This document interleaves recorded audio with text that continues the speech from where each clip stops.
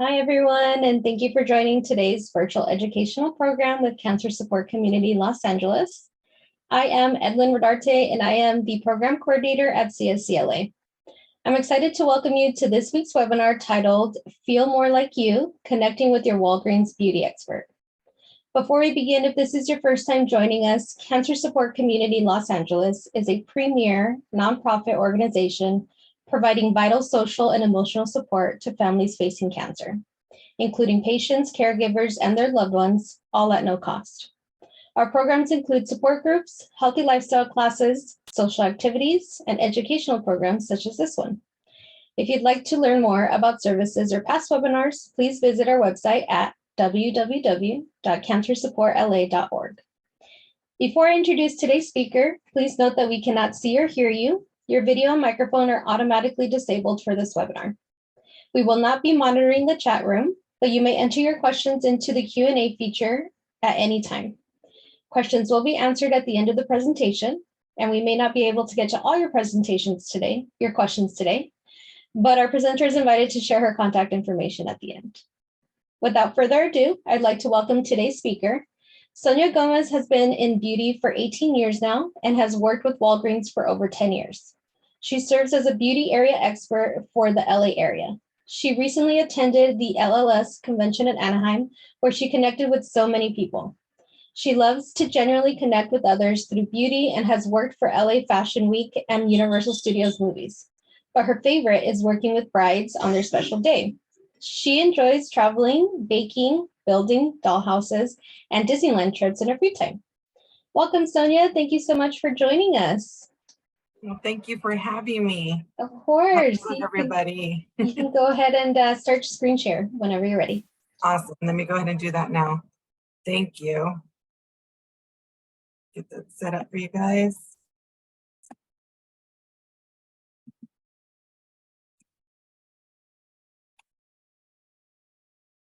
All right. Everything good? Everything's great. Thank you. All right. Well, thank you and everybody for being here today. I really appreciate you guys giving me your time. My name is Sonia Gomez. I work for Walgreens, just like Edlyn was saying. I've been with Walgreens for 10 years as a beauty area expert. It's quite a journey with them. I'm here to talk about Feel More Like You, which is a really great program that we have at Walgreens. It's a unique service that helps you feel and look more like yourself during and after cancer treatment. So this is really great to talk about. So a few things we'll be going over today. Feel More Like You is a unique team approach to help you manage both the internal visible side effects of cancer treatment. Pharmacists and beauty consultants receive special training to better support you and your loved ones throughout your journey. The service is absolutely free and no appointments needed. So just to talk a little bit about it, about getting it right. So as extensive as our experience in pharmacy was and beauty care was, we knew we had to do something different and bring and provide training to our team members, which would provide the right support and guidance for our customers. So we made sure that we had gained knowledge from the cancer support community and from Look Good, Feel Better to go ahead and put this program together and really bring to life inside our stores. So Feel More Like You is helping more people nationwide. So we have over 12,000 trained pharmacists. We have over 3,000 trained beauty consultants and 3,000 participating locations. So in order to find one near you, you could go to walgreens.com/feelmorelikeYou and you'll be able to find the one nearest to your home. Now, this is a really great program because this is a part where we wanted to combine an opportunity where we can connect with you guys along your journey and help you find the right things for you during this process. And if you had any questions, you directly can talk to our pharmacist that's on site. There's other locations that are trained as well, but they don't have the ability of having a pharmacist on site, which actually makes us a little bit more different. You don't have to go anywhere else. You can speak to everybody right there and then. But as of 2023, I believe we've had over 40,000 Feel More Like You connection conversations, and it's been great to be able to connect with our customers moving forward. So helping you with beauty. So our beauty consultants in select locations receive extensive specialized training to help people with a variety of visible changes. They're prepared to share how to find the store with a beauty consultant. They're able to share a lot more of what they've learned and help you through the changes, which is usually around hair loss, dry hair, dry skin, skin discoloration, sun protection, changes to the nails and cuticles. A lot of the things that we see during the treatments, they're able to help you find the right things for you. And with that being said, we also have our pharmacists that are on site, which are also trained pharmacists that can provide tips on over-the-counter products to help relieve some of the symptoms that include occasional nausea, vomiting, skin rash, increased fatigue, mouth sores, and dry mouth. That way you can speak to both right there and then. So let's talk about skincare. Now, skincare, and I'm going to do a little bit of a demo for you. Cleansers are very important. You know, the first thing we want to talk about is that with cleansers, and excuse me, I'm going to go ahead and take this off so I can show you. Cleansers that are anything that are hydrating is really great for the skin because while going through training, through the journey, I'm putting on the cleanser right now, you guys. What you're going to do is you're going to want to use warm water. Warm water should be used as it's less drying and irritating to the skin because we're already sensitive due to any kind of treatment. And anything that is a cream cleanser, anything that's a hydrating cleanser is what you want to use for the process of removing any kind of makeup or anything on your face that you want to remove from the day. Now, cleansers are designed to really just, relax the pores, release dirt, makeup, dissolve it completely off, and prepare your skin for further treatment, such as a serum or a moisturizer. You want to avoid anything that is an exfoliator. Usually exfoliators, I'm just going to wipe off the rest of it. Usually exfoliator will irritate the skin because it'll start to rub the skin too much. And while we're going through it, our skin tends to be a little more sensitive. And you don't want to use any kind of exfoliator during this process. Now, once you've removed all your cleanser, the most important part is you can go ahead and use a toner. Now, a toner, if you're looking at using a toner, which toners are used to remove any additional residue from any leftover wash, you can use a micellar that is alcohol-free or a toner that's alcohol-free, as alcohol tends to continue to dry out the skin. And we want to avoid as much as we can from drying out the skin. So right now, I'm currently using a toner that is non-alcoholic. So that way we can remove it and not remove the additional moisture that we need. All right. Now that I've done that, now I have a nice cleansed face. That's what cleansers are for. The next thing we want to talk about is moisturizers. Now, a moisturizer is something that you want to use during the day. You want to make sure you have SPF 30 or higher. That's really great at protecting your skin from the outside elements. You can look for moisturizers that may have hyaluronic acid in it, which is really great at holding water into the skin to make sure that we're hydrated and we have the moisture that we need. There's really no set rule about how often to use it. This is a good time to really discuss how your skin feels. Moisturizers can be applied as needed to hydrate your skin.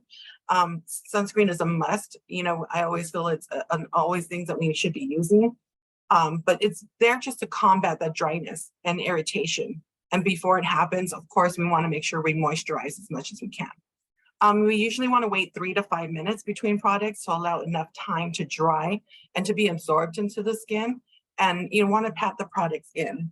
A lot of times I tell, if you have a jar, I'd rather you guys use a Q-tip to go ahead and take out that product.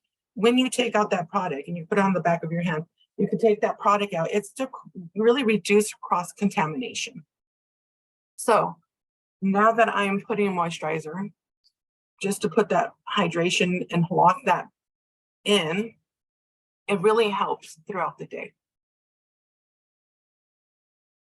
And again, anything that again has hyaluronic acid in it, it's really good with the fact that it holds on to water, which is hydrating for the skin. Now, the next thing I do want to talk about is dryness. Dryness, a topical and internal hydration is extremely important to keep the skin moisturized. So topical hydration, which I just put on right now, creams, ointments are really a better choice in lotions because the thicker consistency is better in reaching moisture. But it's always great to make sure that we're drinking at least 8 to 12 glasses of water a day, because the way our skin retains the water throughout the day, it just depends on our body.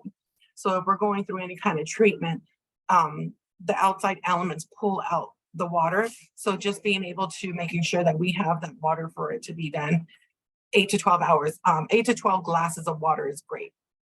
Use alcohol-free products. As I said earlier, alcohol-containing products may cause dryness, irritation, and breakouts. So anything to help keep that moisture in is what we want, which is really important. Now, itchiness. So use moisturizers that include glycerin, hyaluronic acid, like I was just talking about earlier, cocoa butter, and emollient cream with oatmeal, as oatmeal will help with the calmness of the itchiness. Use mild unscented detergents to wash clothes, because sometimes detergents may cause additional irritation while you're going through the journey of treatment. Avoid cornstarch-based powders, which may clump in moist areas, cause irritation. Avoid scratching. It causes it to even more so cause itchiness. It could break the skin and may cause additional infections. Avoid scrubs or loofahs, as they could strip away natural oils on the skin and may contain bacteria, which can lead to skin infection and be repeated use. With a rash, I would rather you guys be talking to our pharmacists who can recommend for anything regarding a rash. So that's why we have both beauty consultants that can help you with the concerns, but if you had additional questions, the pharmacists are there. So let's talk about eyes. A lot of times we know that cleansing our face and then putting our moisture on, we tend to forget about our eye area. And our eye area is the most delicate part of it all. Now, it's very important for us to make sure that we definitely utilize eye cream, as using eye cream can really help with any dryness around the eyes. You want to use your ring finger, as it's the less finger that causes pressure onto the skin, especially that our skin may be very sensitive to touch. So you want to gently apply around the delicate area using the ring finger around the orbital area.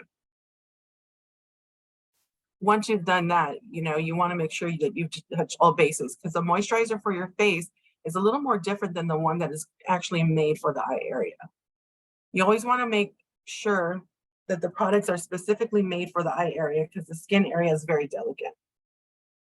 Now, moving forward, there's different type of eye creams out there. Again, anything that's going to help maintain hydration, maintain anything around. If you tend to have dark circles, there's some with depuffing, dark circle repair. As long as it does all of that, then you're perfectly fine with using the product. What's really important too is once you've repaired your skin, there's lip treatment is extremely important. I really believe that lip treatment, because we tend to forget our lips sometimes, even when it comes to sunscreen. You can't put sunscreen on your lips, but lip balms have sunscreen now. So just to think about that. But lip treatment is very important because our lips tend to get dry. We start to peel a little bit. So putting lip balm at this moment, which I'm going to do for you now. I like to put it on because it prepares your face for if you're going to go out throughout the day and start to do your makeup. At least you have your skin set, your lip is prepared, because usually lipstick's the last thing we want to put on after we do our makeup. So right now, everything is being hydrated, our eyes, our face, our lips. It's a really great treatment. This is making sure that we attend to our dry, cracked, or chapped lips. Now, hand and body. Hand and body is really important because you can use a moisturizer every time you wash your hands to keep your skin hydrated and soft, because we tend, during this time, we want to make sure we're keeping our hands clean. But you want to make sure that you're using moisturizer as often as you need it to your comfortability. If your hands are feeling dry, please make sure you use a moisturizer every time after washing your hands. Avoid long hot showers or baths, as much as they feel wonderful sometimes. It tends to pull moisture from our skin. And when we do that, then afterwards, our skin tends to be a little bit more drier. So really just avoiding those long hot showers, it really could be drying. You want to be soap-free body cleansers. So anything that has soap in it, soap is strips the skin of its natural oils. So you want to consider something that's more gentle, fragrance-free. Even when it comes to, like I said earlier, your laundry products, all that can contribute to how your hand and body reacts during the journey that you're going through. Now, sun care. Sun care is super important when it comes to making sure that we take care of our skin. To help protect and care for our skin, try the following. Use SPF 30, higher. I was saying earlier, if you have a day cream, if it has SPF 30, great. You want to wear maybe protective gear, loose-fitting clothing, that on cloudy days is the strongest of the sun. Sun reflects off of pavement, sand, snow, even water. So really avoiding tanning booths, anything to just protect yourself from the sun is really, really important. Now, there is a difference between two different sun cares, so I just want to bring that up. So there's things called chemical sunscreen, which is what they call it, but what it is, it tends to absorb into the skin. And they do have nowadays, sunscreen actually has a lot of vitamins in there now. They're multitasking. So there's sunscreens out there that just don't protect your skin. They add additional benefits like vitamin E and B5 and all these really wonderful antioxidants to help keep the skin moisturized nowadays. But chemical tends to be the ones you don't see on the skin. Mineral are the ones that leave a little bit of a white cast behind. And the difference between the two, just so you guys are aware, is that the chemical sunscreen absorbs into the skin, again, protecting you from both UVA and UVB rays. But it's just not visible. So it's more cosmetics, a look for behind it. But on that one, you won't be able to see. And it takes about 15 to 20 minutes for it to start working. So if you do have one that is not mineral based, you have to wait 15 to 20 minutes before leaving your home for it to actually start working. Now, mineral based sunscreens are actually great sunscreens. Those are ones I really tend to like. They actually help with UVA and UVB and actually blue lights. Blue light comes from your screen, your TV, your phones, a whole bunch of different areas because we're always on it digitally, we're on our phones. But mineral is really great for that aspect because it sits on top of the skin and automatically works as soon as you put it on. As soon as you put any kind of mineral sunscreen, you can go out and it starts to work because it bounces off the skin versus it trying to penetrate. Now let's talk about eyes. Eyebrows tend to be a really important thing for us when we're going through this journey, and I want to be able to share with you a couple of techniques on that. So you may lose some of your eyebrows during treatment, and eyebrows help frame the face and convey expressions. So I want to be able to help walk you through what that will be. So I have a mirror here, so I hope you don't mind. I lean a little bit forward, but I wanted to talk about the eyebrows. So what I like to do is I like to take the inner edge of the brow and line it up on the outer edge of my nostril. So it'll show me where my first dot should go, if you can see right there, right? So I like to put a little dot, as you can see, I just put it on. Now the highest point should be an imaginary line from the outer edge of the nostril to the mid or the outer rim of your pupil. So like right in here. And I put another little dot, just to give you an idea of how the arch is supposed to be. Now the outer edge of the brow should go taper off and like an imaginary line of your nostril to the end to about right here. So you put a little dot. I like to use small feathery strokes because you can always build upon that. So if I were to use small strokes just to connect the dots, you could see that I'm slowly just connecting it through. And at this point, you have an idea of how you can do the arch. So I like to fill it in from on top and come across the part. Now you can use a spoolie because you don't want to be a little harsh. Remember I said small strokes. I like to use the spoolie just to kind of brush through it so you can see the difference between one eyebrow and the next. Now you can do small feather strokes in here to create hairs. I personally prefer myself a very thin brow pencil to get the feathery eyebrows. And then from here, I like to brush it out.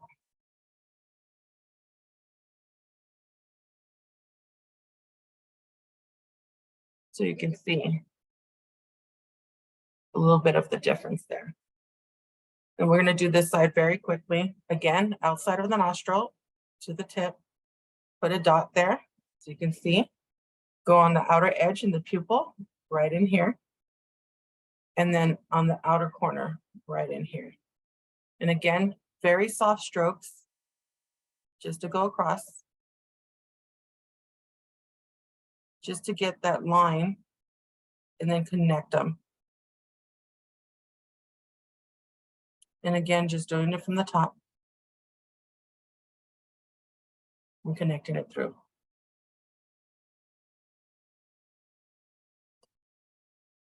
Now again, you can go ahead and brush through so it won't be as harsh, and then fill in wherever you would like.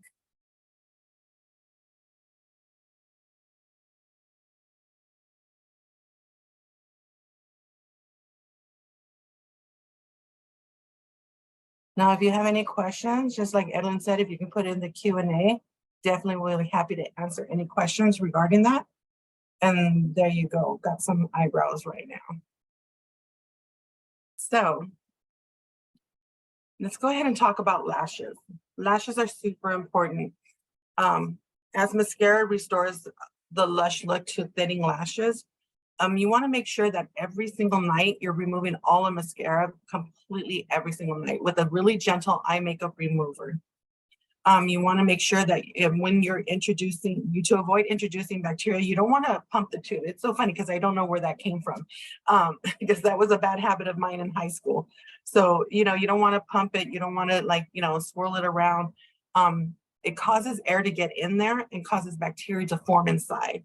So every time that you begin a new treatment, you want to purchase a new mascara when beginning treatment. Again, every 2 to 3 months, we want to go ahead and replace the mascara, as we wouldn't want to hold on to it as much as possible. There's a lot of mascaras nowadays that are multitasking as well, which provide nourishment to the lashes. They have really great sources of vitamins for the lashes, just to really make sure that you're finding something not only giving you some mascara to the lashes, but something that's nourishing for them as well. So you want to, when it comes to false eyelashes and lash nourishing products, I'm sorry, lash nourishing products. It says it's not recommended, I'm sorry, during treatment as they can cause eye irritation. There are some mascaras out there that are just plain. I do apologize for that. They're just plain. You want to be able to replace it every 2 to 3 months, though. That's extremely important for us to make sure that we're replacing that every 2 to 3 months. Now, with the eyeshadow, and this is really important too, because when you do your eyebrows and you just want to make sure that we want to put some color to the eyes. The highlight, the lightest shade of them, you can put it on the arch of the brow just to pop out the eyebrow. I like to use Q-tips because you don't want to cross-contaminate anything. So I usually pick a really light shade just to go ahead and put some color to the inside on top just to make it sure it's popped out right in here.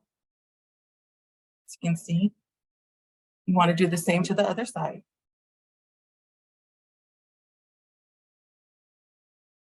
Anything of a highlight that you love the color of that will pop it out, it'll be great. Now the lid color can be a primary color. I tend to go with a mauve for myself, but anything that you feel is very natural prime color for you, you want to just sweep it across the lid very easily.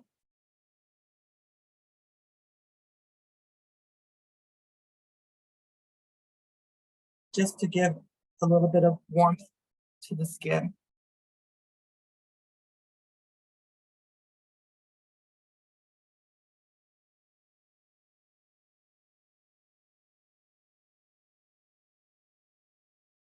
I do apologize. I'm probably making some faces on here. When anytime you do your makeup, you tend to make faces. All right. So I have already put the highlight on the arch. I put the lid color. And then if you want to go ahead and deepen the color, you definitely can.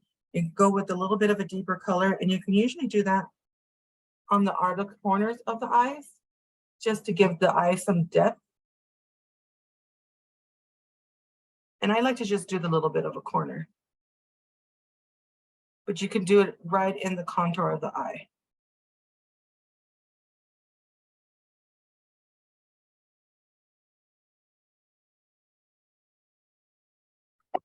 Just to give it a little bit of depth, as you can see.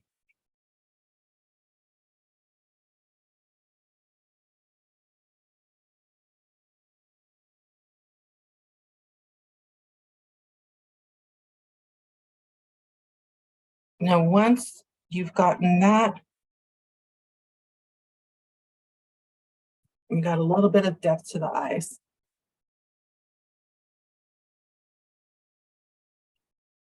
So that's basically just a really quick touch point on eyeshadow, where to actually place it and how to go ahead and give it that soft and, soften an effect by just blending it out.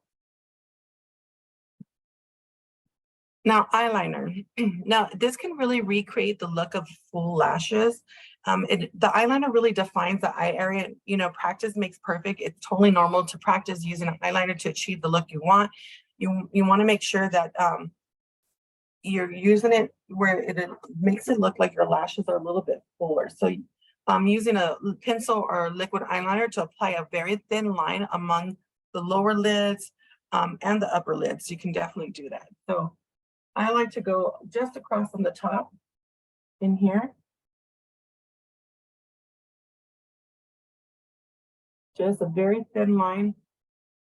You can go all the way across if you like, depending on where you want to focus on. And you definitely could do the bottom as well, because this gives the appearance of a little bit more depth to the eyes.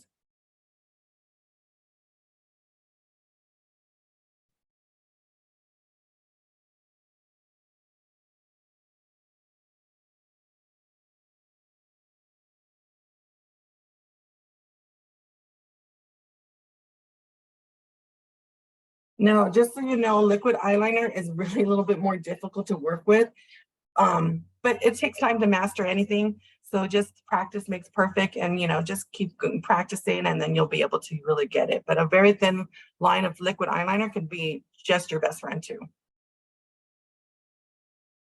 So let's do makeup. Let's talk about foundation. So Skin texture is going to be changing, or having discoloration due to the treatment that you may be going through. It may cause light skin to be reddened, dark skin to darken, but makeup can really help disguise the changes, which is really great at being able to do so. So primers is there to help with the surface of any kind of texture or changes where you can go ahead and have more of a smoother canvas, an even skin tone. After you apply a primer, you can use a concealer, then tinted moisturizer or foundation, depending on what you feel more comfortable with. And disguise color changes with medium coverage foundation with SPF protection is always a plus. So just to give you a quick tip, I'm going to do a quick foundation onto myself really quickly so you can see. I'm using a sponge. You can either use it dry or you can use it wet. Usually when you use it wet, you don't get too much of an application of foundation, so you can build it up from there. But I like to just pat it in gently, as your skin can be very sensitive to certain things. So you want to make sure that you don't put too much pressure while you're patting. And it's always good to use disposable sponges because you're not going to cross-contaminate anything and be able to use your foundation. Now, concealers are great too. Again, they do come in different colors. I know that yellow really helps to, I believe, cancels out any kind of purple.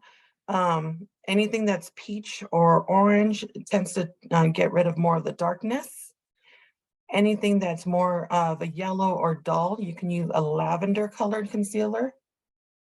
And the green usually is there for neutralizing any kind of reds in the skin. So if you find a concealer that you want to focus more on redness, I would say go with the green. And anything that is purple, it helps with any kind of yellow in that process. Which is probably the next thing we're going to talk about right now is concealers.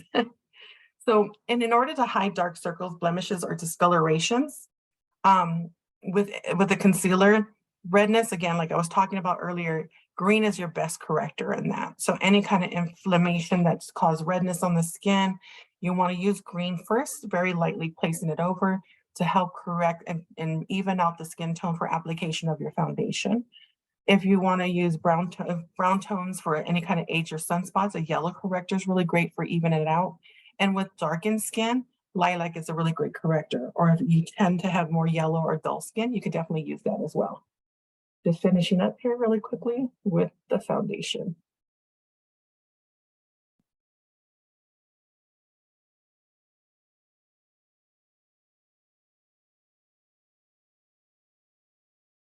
Perfect. Like I was saying earlier about lips, it's so important to use a lip balm to keep that hydration, but in order to really bring brightness and create more balance between the eyes and the lower face, since we did our eyes already, you want to use something that's really more to your natural color, if you like, just to boost the color of your lips. But using a lip liner close to your natural color really helps define the lips. And then you can go ahead and apply the lipstick on top of that. Whatever color makes you feel wonderful, wear it. I love it. I tend to be more of a natural color girl, so I am doing the liner where I already prepared my lips with the lip balm. So they're really nice and ready to receive that lipstick.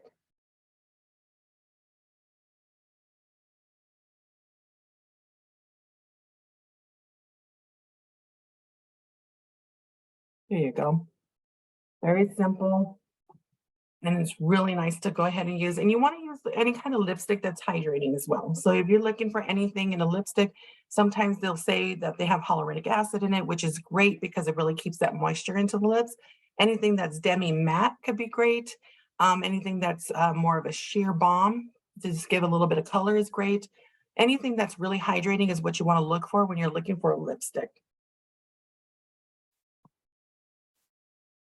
Now, when it comes to cheeks, cheek is a really great way to really just brighten up the face a little bit more, give more pop of color under the eye area and in between the lip and the eye. So you want to tie it in all together. So the eye, the lip color, and add a little bit of, it says drama to the cheeks, right? So You can either use a cream or a powder, a crayon or a stick. You could definitely use different ones. The color choice depends on you. It just depends on how you feel. So I'm actually going to use more of a rose color today. And again, I like to use more of the cotton around because it's less cross-contamination. So I like to start off a little bit just patting onto the cheek area up in here and then bringing it down. If you go up on top, it just brings up more of the color. As you can see from one side to the other.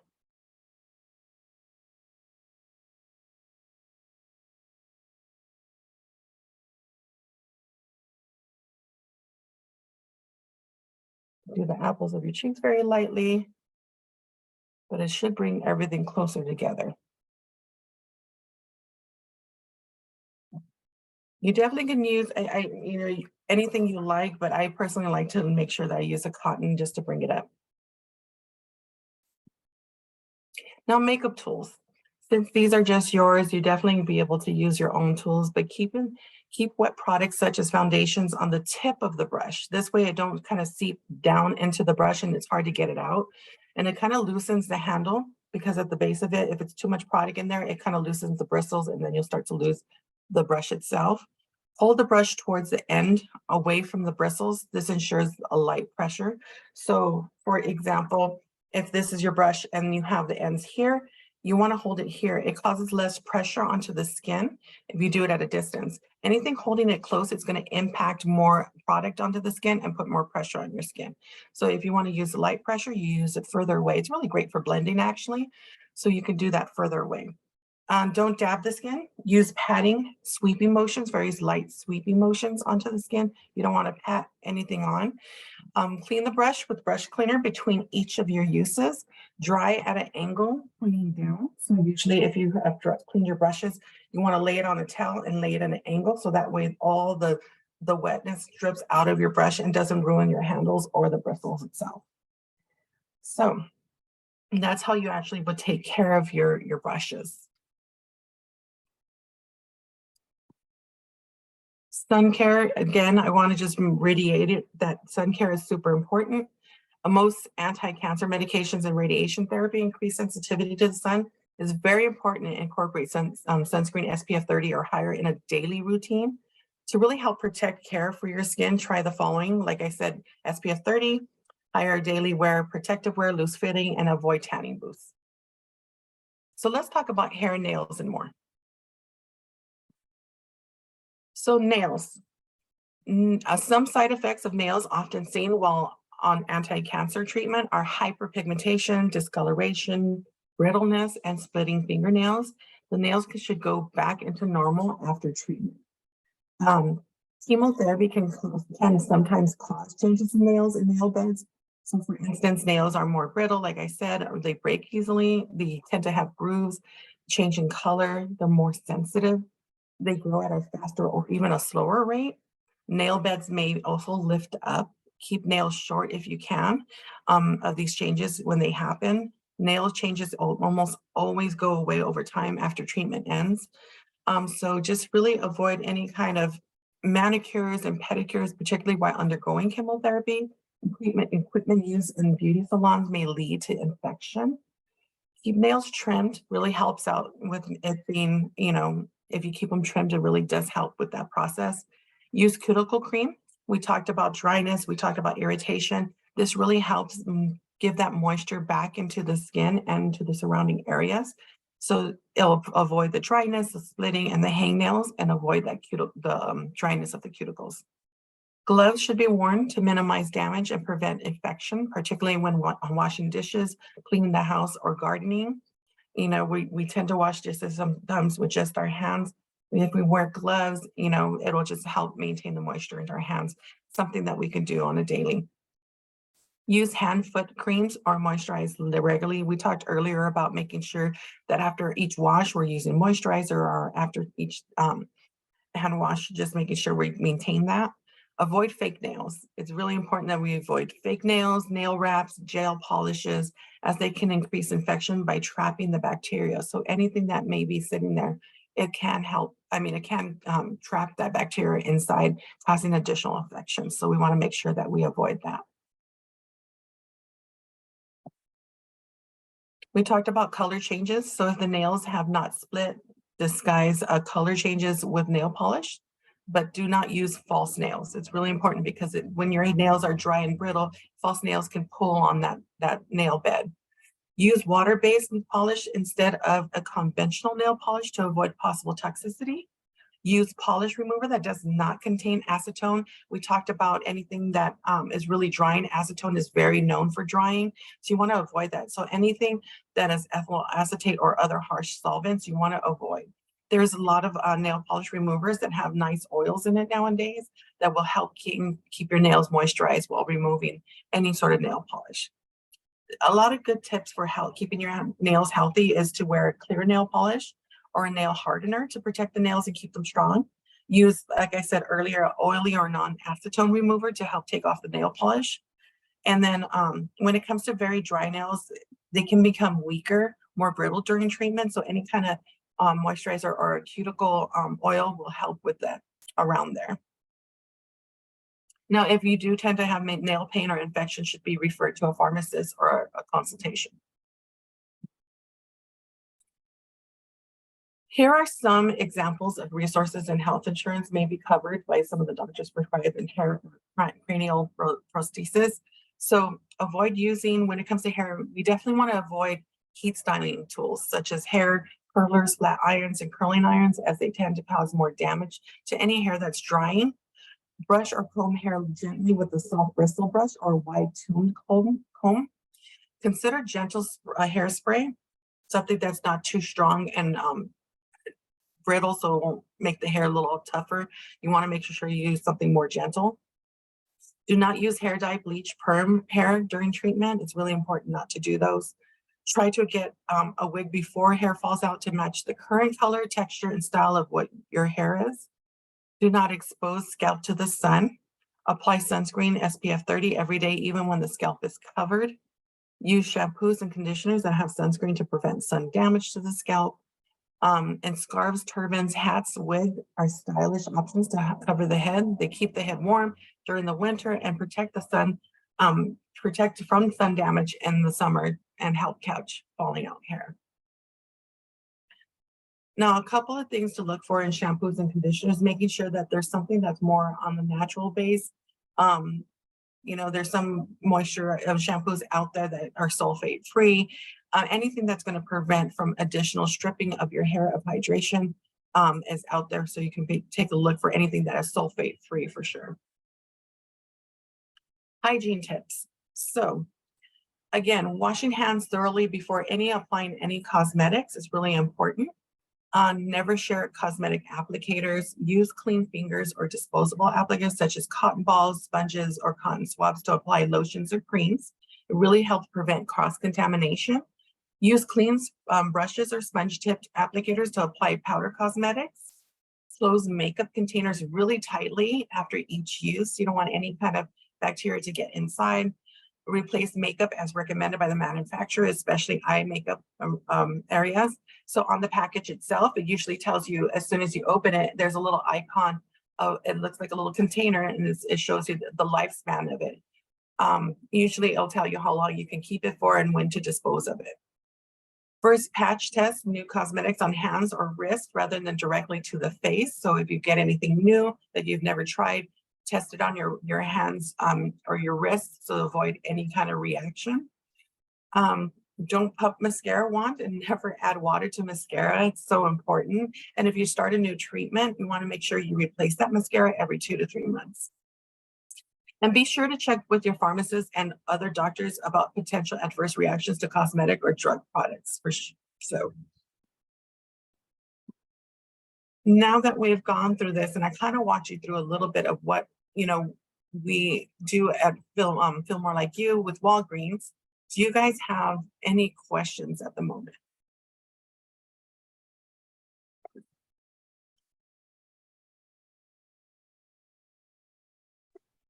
Sonia.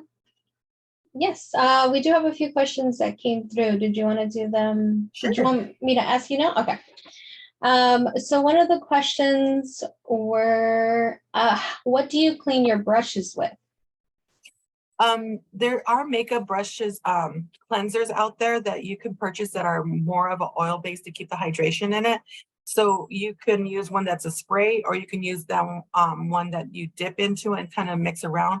It's just depending on what type of brush you actually have. Some are hair brush, like actual hair, and some are synthetic. So depending on which one you have to look for the right cleanser for it. Okay, perfect. And then somebody asked, does the number of for SPFs matter, like the 30, 40, 50, and what do they mean? So yes, so SPF 30 is the minimum I would recommend for anyone to use. It's just basically the reason why they have SPF 50 and 70. They're only off by percentage. So I'll give you a really quick rundown. So SPF 30 probably protects your skin by 96% versus SPF 50, which might be 97. And then SPF 70 might 98, but there's nothing that's 100%. So anything that's a little bit higher, they're only higher by a percentage, not actually much. So SPF 30 works as long, but it's just a matter of time that you're going to be in the sun too. So you're going to do an SPF 30, then in your sun, let's just say, for example, your skin burns in 10 minutes. SPF 30 gives you 300 minutes to do it versus the 10 minutes. So it's just the time that you're going to spend in the sun too. But in all reality, we should be replacing it every 2 hours. Okay, that's good to know. We did have somebody ask if you could zoom into your eyebrows, but I'm not too sure if that's, oh, there we go. Yeah, that's great. That's great. Let's see. We did have some questions during registration. Did you want me to go ahead and start with those? Okay. Yeah. Somebody asked, how do you camouflage scars? Camouflaging scars, well, depending on the pigment of the scar. So if the pigment is dark, I definitely will recommend using something of a peach tone because it offsets the darker tone. If the scar is more red, then I would definitely use green to offset the color to even it out. When it comes to texture, there's not much we could do around the texture part, but to disguise the color of it depends on the scar itself. So again, it could be a red one, sometimes it's red, then green will be your best option. If it tends to be a darker pigment, then you definitely want to use a peach color tone to offset the color. Okay, great. And then somebody asked how to care for eyebrows. Good one. There's a couple of things we can do. You want to make sure that moisturizers is the one thing people tend to avoid their eyebrows for some reason. I don't know, we tend to go around them, but we should include them in our moisturizer. There is some brow serums that are nourishing out there for the skin, but I think the best thing you do is to make sure that you don't rub the area as much and then use the moisturizers that we have on the entire face versus just in spaces. Oh, okay, that's good to know. And I know you touched upon hyperpigmentation a little bit. I heard you talking about that. But somebody asked if you can go over a little bit more about like dry facial skin. Like what are recommendations to really moisturize the skin? When you're looking for any type of moisturizer, you want to look for anything that is going to be, usually a lot of times when you find moisturizers, they'll say hyaluronic acid on it or niacinamide. Niacinamide is really a good source too, because niacinamide is an ingredient that helps protect the skin from outside elements, makes your barrier of your skin a little bit more stronger so you won't get irritants. Hyaluronic acid, if they're combined into the moisturizer, even better. But a lot of moisturizers nowadays have multitasking features to them, not just providing moisture, but hydration, protection from the outside barriers. But hyaluronic acid is the best one you're going to go with because what it's doing, it's helping maintain water into the skin. And that's what's causing the dryness. That's what's making the skin feel tight. So you want to make sure you're using something that has hyaluronic acid in it. So that way it holds more water into the skin so you don't feel it. Hyaluronic acid is kind of like what the babies have. You see babies in their plump little body skins and their skin look perfectly plump. It's because they're producing tons of hyaluronic acid. As we get older, it's less of, and especially during treatment. So anything with that will actually help maintain the moisture back into the skin. Oh, okay, that's great to know. Another question was, we saw that you used an eyebrow pencil, but somebody asked which is better, the eyebrow pencil or the eyeshadow, like a I love both. I love everything. I love pomade, shadows, pencils. I feel like when you're first starting, shadows are very easy. You could definitely do shadows, but if you want those fine hair-like strokes, it will definitely be a pencil. But if you have a little bit of hair and you just want to fill in the spots, shadows are perfectly fine. Shadows are great. I love them. So if you prefer shadow and it's a lot more easier, then I say, yeah, go for it. But yeah, pomade, shadows, pencils are all great. Okay, that's good to know. And then one more question. Sure. Somebody asked, what about like blemishes? Because I know during treatment, you could either break out of a rash from the treatment or it's actual blemishes that are coming through. What can you recommend for that? So blemishes due to treatment, I mean, I wouldn't probably recommend any products at that point, like acne products. That's not what it is. It's reaction to something.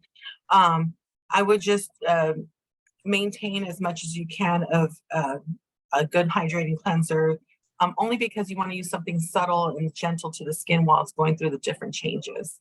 At that point, I wouldn't really want to recommend anything that's going to be towards a breakout, because we really don't know. I would probably recommend to pharmacists at that point to really speak on that behalf. Okay, that sounds good. Now, if they want to cover the redness, definitely a green concealer. Oh, okay. Yeah. Well, that's it. Yeah, because it would come along with the redness. So that makes sense. Well, thank you so much, Sonia. And then I did want to also let everybody who attended today know that Sonia is kindly donating 50, is it skincare? What should I say? Skincare kits? So yes, there was 50 from L'Oreal. They sent me from La Roche-Posay 50 samples, I'm sorry, kits. Yeah, kit samples for you guys. So I will be taking that to you guys next week. So that way, whoever is here today, you could go in and pick one up. Yes, and we're so grateful. If you're in the area, you can pick those up at our location off of South Bundy Street in West LA. If you want more information, we're actually in the office Tuesday through Thursday from 10 to 5. And then I'll go ahead and if you guys want to get a hold of us to let us know, you can go ahead and email info@cancersupportla.org, or you can call our main number, which is 310-314-2555, and then we can let you know if the kids have come in as well if you're interested. Yeah, and I forgot to mention, Evelyn, I'm so sorry, is that if you guys have any questions around anything, you guys can go ahead and research it from your comfort of your home, which is again walgreens.com /feel more like you, and any questions you may have definitely can reach out and we'll be able to answer some of those. Oh, that's great. It's such a great resource. Thank you so much for sharing that, Sonia. And thank you for everybody joining us today. And Sonia, again, thank you for your time and your presentation. Such great information. Everybody, we hope you have a great weekend and a great rest of your day. Thank you. Thank you, guys.